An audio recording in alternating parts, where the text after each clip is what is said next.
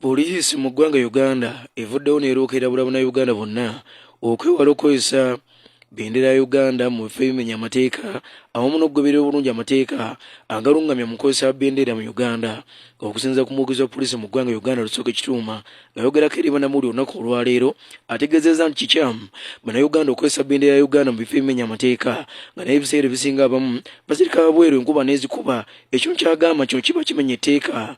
Asinzidde mu lukiiko olw'abamawulire ngayogerako eri bannamawulire ku kitebe kya poliisi Naggulu mu Kampala n'ategeeza nti okimenya amateeka bannayuganda basaanye basobole okugenda mu maaso n'okulaba nga bagoberera amateeka gonna agalungamya mu nteekateeka y'okukozesa bendera.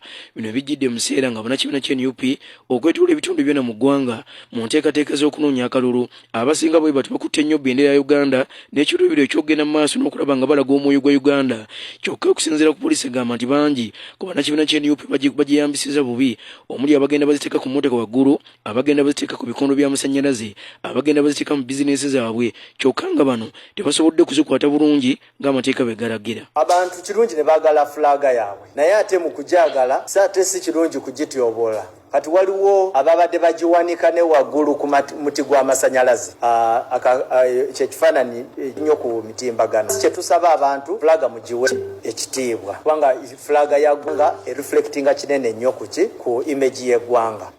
So bw'ogikwata obubi oba oyina etteeka lyomenye, naye tukimanyi nti kati tuli mu period ya kalulu, abantu bali excited bagikozesa. So si kyekiri awo nti poliisi ejja kuvaayo tandika okukwasa etteeka wano na wali. Leka tusooke n'okwogera n'abantu nga tusuubira nti bwe tubabuulira ekyokukola bajja kigoberera. Lusooke Kituuma era asinzidde mu lukiiko olw'abamawulire ku kitebe kya poliisi Naggulu mu Kampala n'ategeeza nti bannayuganda bonna abalina bendera basaanye okukimanya nti enkuba eba ejja bendera erina okuba nga bwetejjibwayo mu nteekateeka y'okuba nga yo tebagiwa ekitiibwa, wabula abamu bangi ku bannayuganda abagenda bazikozesa mu biseera bino eby'okunoonya akalulu bazirese wabweru enkuba n'ezikuba. Enkozesa ya fulaga njagala giwaako sensitization mu bantu. Ekisooka bantu batono nnyo abamanyi nti waliyo n'etteeka eri governing engeri gy'okozesaamu fulaga n'ebintu ebirala bye tuyita symbols z'eggwanga. Fulaga ine etteeka lyayo gyogerako, that is the National Flag and Armorial Ensigns Act. Nti fulaga eyo gyolaba enkozesa yaayo eyina yeetaaga ne permission okuva ewa minister.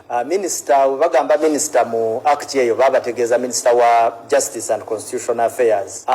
Fulaga eyo ffe bwe mulaba engeri gye tugikwatamu, one tugiwanika naye enkuba bwejja ne tugijjayo.